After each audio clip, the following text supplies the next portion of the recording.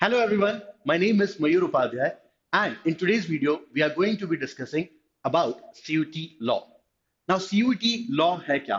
CUT law में आप कैसे आगे बढ़ सकते हैं? कौन कौन सी यूनिवर्सिटीज हैं जिनको आप टारगेट कर सकते हैं और कैसे अगर आप लीगल की फील्ड में ही अपना करियर बनाना चाहते हैं तो आप यहाँ पे क्या क्या कर सकते हैं उसी चीज को लेकर मैं आज ये वीडियो आप लोगों के सामने लेकर आया हूँ। Is going to be a short video but बहुत इंपॉर्टेंट रहेगा उन बच्चों के लिए जिन्होंने क्लैट का एग्जाम भी लिखा है, इलिट का एग्जाम भी लिखा है, बट उनका सिलेक्शन नहीं हो पाया है और अब वो लॉ की फील्ड में ही आगे जाना चाहते हैं, इसी में अपना करियर बनाना चाहते हैं। कौन कौन सी यूनिवर्सिटीज को टारगेट कर सकते हैं, क्या आगे सारा प्रोसीजर होगा, तो वो बताने के लिए ही मैं आज ये वीडियो लेकर आया हूं। सो लेट्स स्टार्ट करते हैं अपना video. So first of all we have to talk about this examination which is CUET. Now what is CUET?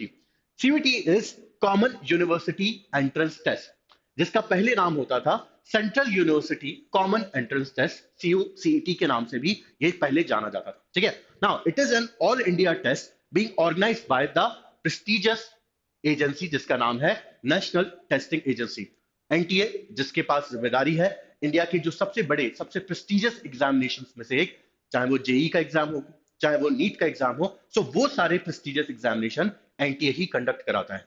तो जब इंडिया की सबसे बड़े एग्जामिनेशन को कंडक्ट कराने की यहाँ पे बात की गई, तब यहाँ पे ध्यान आया किसका? यहाँ पे NTA का ध्यान आया।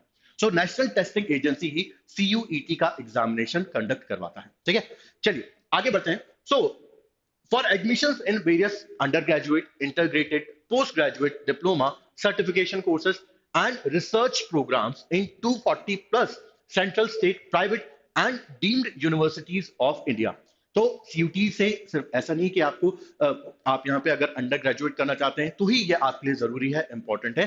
अगर आप और भी किसी टाइप के, अगर आप यहाँ पे इंटीग्रेटेड, पोस्ट ग्रेजुएट, डिप्लोमा या फिर आप कोई भी किसी भी टाइप का सर्टिफिकेशन कोर्स करना चाहते हैं तो भी ये एग्जाम, तो भी ये जो पूरा CUT का एग्जाम है ये आपके लिए बहुत इंपॉर्टेंट है, जरूरी है। ठीक है, नाउ द एग्जामिनेशन CUT, इसके इंसेप्शन की अगर हम बात करें तो 2022 में सबसे पहली बार CUT का एग्जाम हुआ था।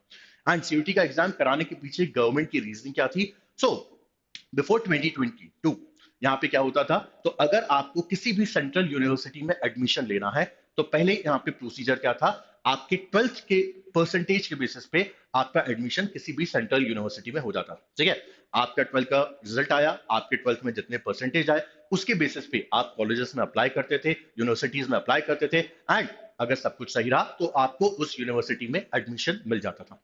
बट 2022 में सेंट्रल गवर्नमेंट ने सोचा कि इस प्रोसीजर को चेंज करने की जरूरत है, इसमें कुछ ट्वीक लेकर आने की जरूरत है।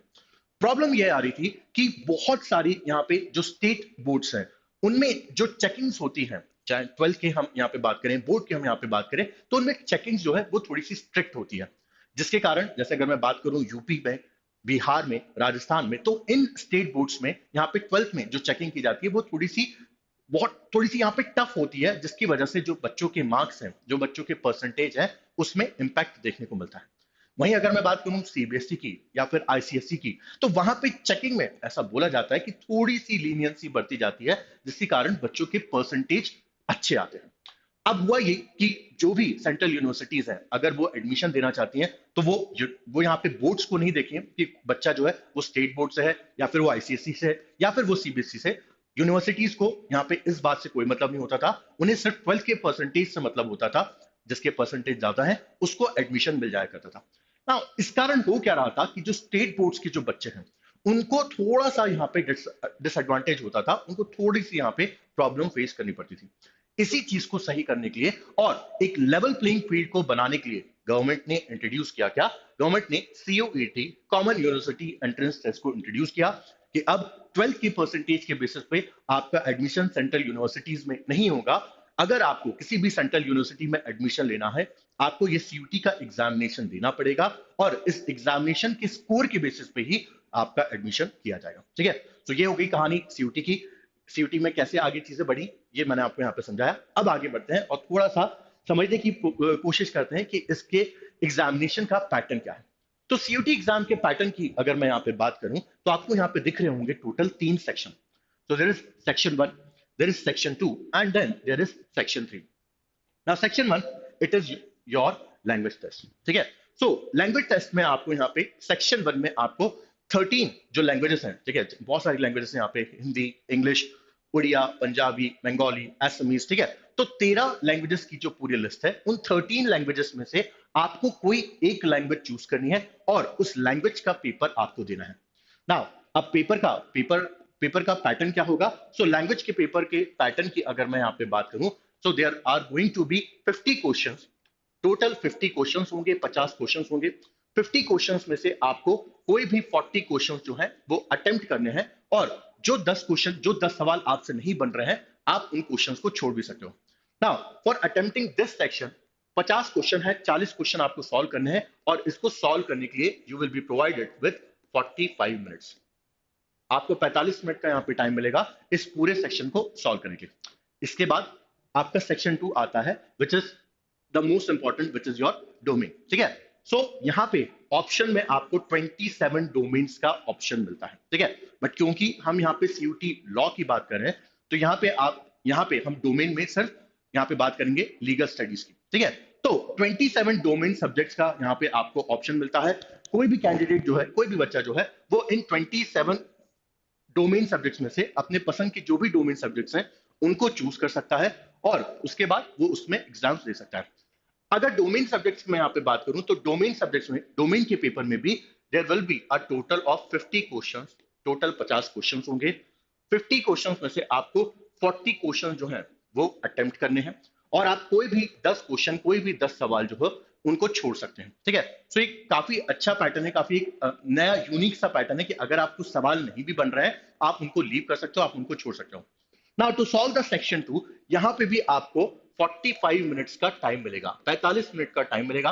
45 मिनट्स में आप इस पूरे सेक्शन को आपको अटेम्प्ट करना है, ठीक है। ये हो गई बात सेक्शन 2 की। नाउ अब हम आ जाते हैं सेक्शन 3 पे। नाउ सेक्शन 3, इसका नाम है GT, general test. Section 3 is your general test. Now, general test, it is an amalgamation of a total of 3 subjects. यहाँ पे टोटल 3 सब्जेक्ट्स आते हैं, 3 सब्जेक्ट से क्वेश्चन पूछे जाते हैं इन सेक्शन 3। नाउ कौन कौन से सब्जेक्ट्स यहाँ पे आएंगे? So the very first one, it will be your LR, logical reasoning. The second one, it would be your QT, quantitative technique, जो आपने मैथ्स सॉल्व किया है क्लैट के लिए, इलिट के, उसी टाइप के क्वेश्चंस यहाँ पे भी आएंगे। And the third one is what? The third one is your GK, general knowledge का सेक्शन।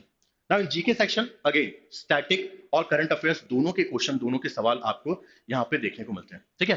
जनरल टेस्ट की अगर मैं यहाँ पे बात करूं, so in general test there will be a total of 60 questions, total 60 सवाल होंगे जनरल टेस्ट में, जिनमें से आप कोई भी 50 क्वेश्चन, कोई भी 50 सवाल जो है वो सॉल्व कर सकते हैं, और आप कोई भी 10 क्वेश्चन जो है, जो आपको नहीं बन रहा है, आप उनको छोड़ सकते हैं। टोटल 50 क्वेश्चन ही आपको अटेम्प्ट करना है, और सेक्शन 3 को अटेम्प्ट करने के लिए आपको 60 मिनट्स का, आपको 1 आवर का पूरा टाइम यहाँ पे मिलता है, ठीक है। तो एक बार फिर से इसका एग्जाम पैटर्न को हम समझ लेते हैं। 3 सेक्शन होते हैं यहाँ पे, section 1, section 2, section 3। Section 1 is your language, section 2 आपके डोमेन सब्जेक्ट, जिसमें आपको लीगल स्टडीज यहाँ पे होगा ही होगा, और section 3 is what? Section 3 is your general test, जिसके अंदर टोटल 3 सब्जेक्ट्स होते हैं, एलआर, क्यूटी एंड जीके। सबके टाइमिंग्स जो है वो भी थोड़े से यहाँ पे अलग है। सेक्शन 1 को सॉल्व करने के लिए आपको 45 मिनट्स मिलेंगे, सेक्शन 2 के लिए आपको 45 मिनट्स मिलेंगे, एंड सेक्शन 3 के लिए आपको 60 मिनट्स, 1 घंटे का पूरा टाइम मिलेगा। तीनों सेक्शंस में आप यहाँ पे क्या कर सकते हैं? 10 क्वेश्चन इसमें आप छोड़ सकते हैं जो आपको नहीं बन रहे हैं, 10 क्वेश्चन इसमें भी छोड़ सकते हैं, और 10 क्वेश्चन आप सेक्शन 3 में भी छोड़ सकते हैं, ठीक है। तो काफी अच्छा है, काफी यूनिक सा पैटर्न है। बच्चों को अगर कोई डिफिकल्टी भी आ रही है, कुछ प्रॉब्लम भी अगर वो फेस कर रहे हैं, तो वो उनको भी रिजॉल्व कर सकते हैं, ठीक है। चलिए आगे बढ़ते हैं। ये हो गया आपका एग्जामिनेशन पैटर्न, ठीक है। नाउ अब अगर हम फर्दर बात करें कि सर सीयूईटी से हम कौन कौन सी यूनिवर्सिटीज में एडमिशन ले सकते हैं, कौन कौन सी अच्छी यूनिवर्सिटीज में हम जा सकते हैं, ठीक है। तो एमएससीटी तो महाराष्ट्र के लिए हो गई, आपका स्लैट का एग्जामिनेशन सिम्बायोसिस के लिए होगा, ठीक है। बट पहले before the Inception of CUET एक और एग्जामिनेशन होता था लीगल के लिए, बीएलएलबी ऑनर्स के लिए, एंड दैट एग्जामिनेशन वाज ब्लैट, ठीक है। तो अगर आप यहाँ पे the prestigious Banaras Hindu university से अगर आप बीएलएलबी ऑनर्स का कोर्स करना चाहते हैं, द 5 इयर्स इंटीग्रेटेड कोर्स करना चाहते हैं, तो उसके लिए आपको ब्लैट का एग्जामिनेशन पहले लिखना पड़ता था। बट सीयूटी के आने के बाद, since BHU it's a central university, तो ब्लैट के एग्जामिनेशन को यहाँ पे पूरी तरीके से खत्म कर दिया गया, और अब ब्लैट की जगह आपको सीयूटी का एग्जामिनेशन लिखना है अगर आप बनारस हिंदू यूनिवर्सिटी में जाना चाहते हैं।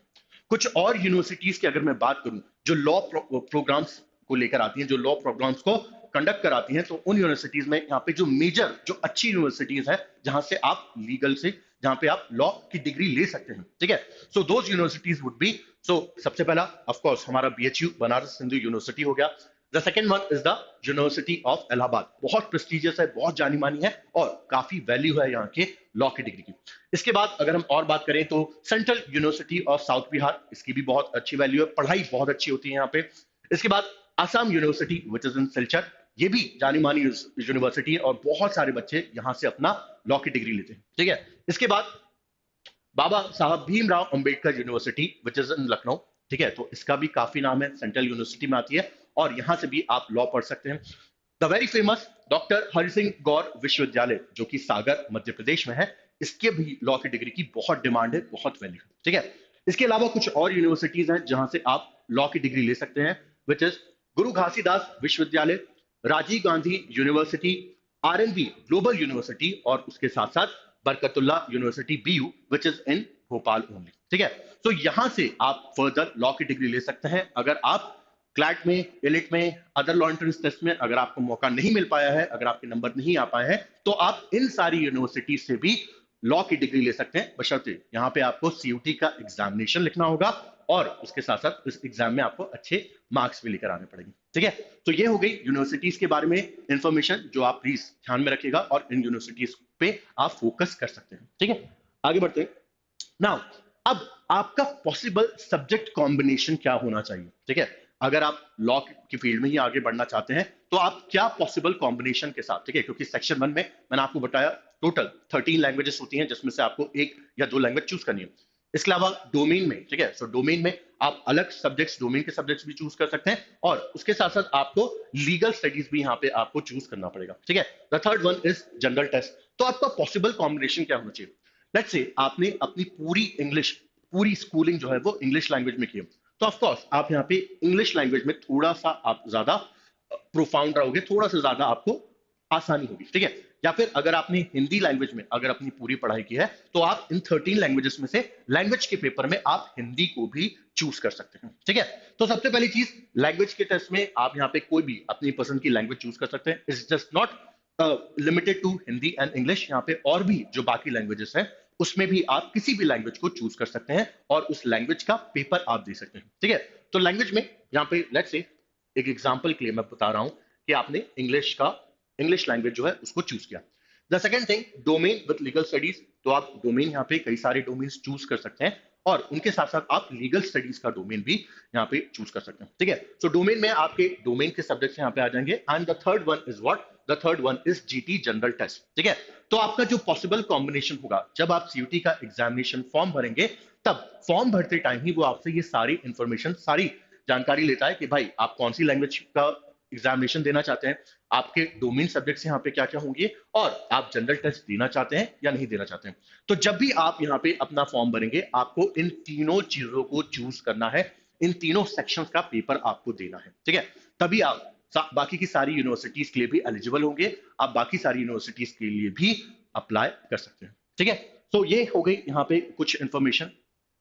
नाउ कमिंग डे स्ट्रैटेजी, तो आगे भी मैं यहाँ पे आपके लिए बाकी सारी चीजें बताता रहूंगा, कैसे आपको इस एग्जामिनेशन के लिए पढ़ना है, कैसे आप एग्जामिनेशन को एस कर सकते हैं, वो सारी स्ट्रैटेजी भी मैं फर्दर, तो अगर इस वीडियो में अगर आपने पूछा, अगर कमेंट बॉक्स में मुझसे किसी ने पूछा, अगर रिस्पॉन्सेज अच्छे आए तो मैं सीयूटी की स्ट्रैटेजी भी लेकर आ जाऊंगा जिसमें आपको बताऊंगा कि आप कैसे यहाँ पे अपनी पूरी तैयारी सीयूईटी की कर सकते हैं, ठीक है। तो कमिंग डे स्ट्रैटेजी, आपकी स्ट्रैटेजी यहाँ पे क्या होनी चाहिए? रिवाइज द स्टफ, ठीक है। तो आप अपनी पूरी जो लैंग्वेज की बात हो, चाहे लीगल स्टडीज की बात हो, ठीक है, तो और उसके साथ साथ जीटी, तो आपने क्लैट की प्रिपरेशन, एलिट की प्रिपरेशन के टाइम पे जनरल टेस्ट के सब्जेक्ट्स तो आपने प्रॉपर तरीके से पढ़े होंगे। अगर आप क्लैट की प्रिपरेशन कर रहे होंगे तो आपने इंग्लिश भी अच्छे से पढ़ा होगा। यहाँ पे जो डोमेन की बात आती है, तो डोमेन में आपको थोड़ा सा प्रिपरेशन अच्छी करनी पड़ेगी, क्योंकि लीगल स्टडीज जो डोमेन है उसमें वो 12th क्लास की जो एनसीईआरटी है उस पे बेस्ड क्वेश्चन, उस पे बेस्ड सवाल ही यहाँ पे पूछेंगे, ठीक है। सो रिवाइज द स्टफ, आप अपनी पूरा रिवीजन जो है उसे अच्छे से करिए, अच्छे से प्रॉपर तरीके से आप अपना रिवीजन कीजिए। उसके साथ साथ कीप अटेम्प्टिंग चैप्टर टेस्ट, ठीक है। तो चैप्टर टेस्ट जो है उनको अटेम्प्ट करते चलिए, ठीक है, उससे आपको मदद मिलती रहेगी, आपको पता चलता रहेगा कि आपकी प्रिपरेशन जो है वो सही डायरेक्शन में जा रही है या नहीं जा रही है। Along with this, set a target of score in full length mocks, ठीक है? Toppers attempted 60 plus मॉक्स last year, ठीक है? तो एक टारगेट मन में रखिए, एक टारगेट यहाँ पे बना के रखिए कि यहाँ पे जो भी फुल लेंथ मॉक्स होंगे उनको आप अटेम्प्ट करें, क्योंकि जो लास्ट ईयर के जो टॉपर्स हैं उन्होंने भी यही किया है, और टॉपर्स ने ज्यादा से ज्यादा यहाँ पे क्या किए हैं, ज्यादा से ज्यादा यहाँ पे मॉक्स अटेम्प्ट किए हैं, तभी उनका जो नंबर है, तभी उनका जो स्कोर है वो अच्छा आया है, ठीक है?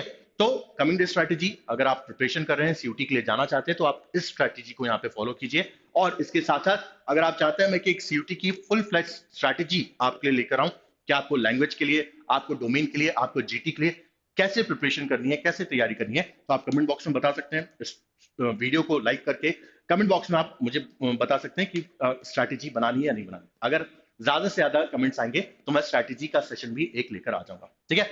सो दैट्स इट, इतना ही है इस वीडियो में। आपको बताना था सीयूटी लॉ के बारे में, सीयूटी लॉ के बारे में चीजें एक्सप्लेन करनी थी। जैसे ही सीयूटी का फॉर्म आएगा प्लीज फॉर्म को भरिए और आप अपने पसंद के यूनिवर्सिटी से लॉ की डिग्री ले सकते हैं, ठीक है? सो दैट्स इट, छोटा सा वीडियो था बट काफी इंपॉर्टेंट उन बच्चों के लिए जो सीयूटी के लिए प्रिपेयर कर रहे हैं, सीयूटी की तैयारी कर रहे हैं, ठीक है?